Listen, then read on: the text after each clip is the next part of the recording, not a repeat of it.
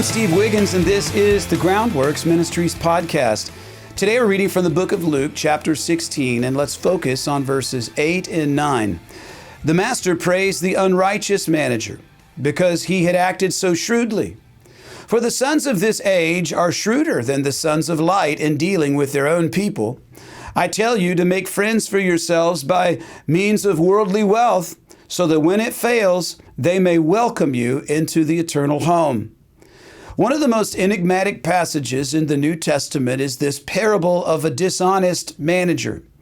And it makes you wonder, you scratch your head, you're like, was Jesus teaching his followers to be dishonest? Well, he certainly was not.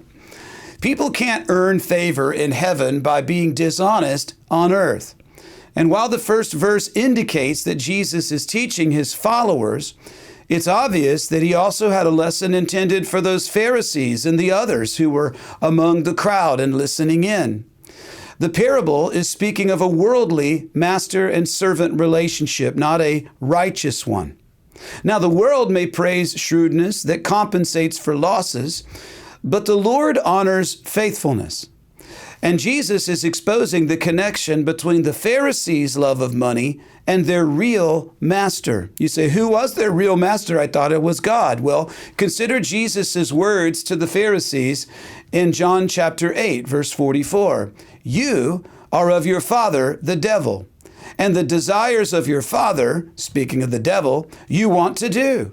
He was a murderer from the beginning and does not stand in the truth because there is no truth in him. And when he speaks a lie, he speaks from his own resources, for he is a liar and the father of it.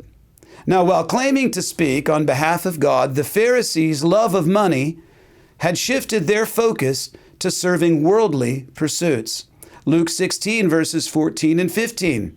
The Pharisees who loved money heard this and were sneering at Jesus. And he told them, you are the ones who justify yourselves in the sight of others, but God knows your hearts. For what is highly admired by people is revolting in God's sight. The greater message for Jesus' critics was simple. Do not assume that your worldly success gained by dishonest, spiritually adulterous means will be met with godly approval. And Jesus uses the same parable to exhort his own followers to stay faithful. He points out how worldly people and institutions are just more creative and relentless than believers at working toward their aims. And that's not to say that believers should become more worldly in order to reach the world, because a lot of churches wrongly try to do that. We can't compete against the world by using the world's rules. Right? Because the world doesn't have any rules, and we do. The church will never do the world as well as the world does the world. Our music, art, and film, and television and productions are seldom as popular or have competitive commercial success. Oh yeah, every now and then one or two will eke out, but it's just that we can't simply appeal to the flesh in such an unrestrained way as the world. They have no rules. But consider this, because it's sobering, the world cannot do the church as well as God designed for the church to operate. The world promises community based on an idea of freedom without accountability. However, if you hang out in a casino bar after midnight, and I don't suggest that you do, but if you do, you'll learn that worldly community falls apart when the money and the drugs and the liquor runs out. The world only seems like a party, but the high is only temporary. And this is not so with biblical community. Christians who live according to God's word have community based on joy. And that comes from having received Jesus' grace and mercy, so they freely give it to others. And community then is built on giving and receiving grace and mercy, which never runs dry. Even in the midst of accountability, we still hold people accountable with grace and mercy. So when Jesus speaks using worldly wealth to make friends, he's saying that we should wisely invest our money in his kingdom. And this is accomplished when you give tithes or offerings, when you support your church and Christian organizations like Groundworks Ministries. Giving financially to further God's kingdom is the wisest investment of worldly wealth. It's better than worldly stuff. It's better than a new car or clothes or entertainment.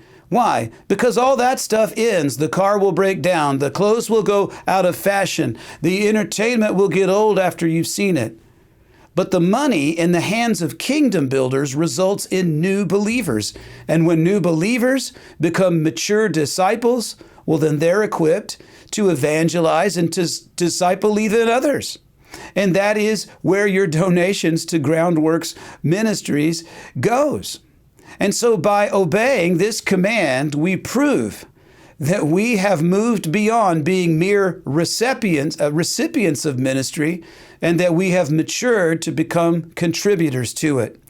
You know, we are stewards of the gospel. And if stewards of the gospel, then we are accountable for our wise management of it. So today, if God called for an accounting of your management of His gospel, even through your worldly means, and of the worldly resources which He has allowed you to earn, well, if He called for an accounting, would you show a profit or a loss? I'm Steve Wiggins, and this is the Groundworks Ministries podcast. Groundworks Ministries operates entirely through financial donations from faithful people like you. And your giving to Groundworks Ministries transforms lives. Would you consider making a donation to Groundworks Ministries today, because we need your monthly support now more than ever? Donating is secure and it's easy at our website, groundworksministries.com. You know, here's one more way that you can help to tell people about Groundworks Ministries. You can share these podcasts with your friends and family and on your social media.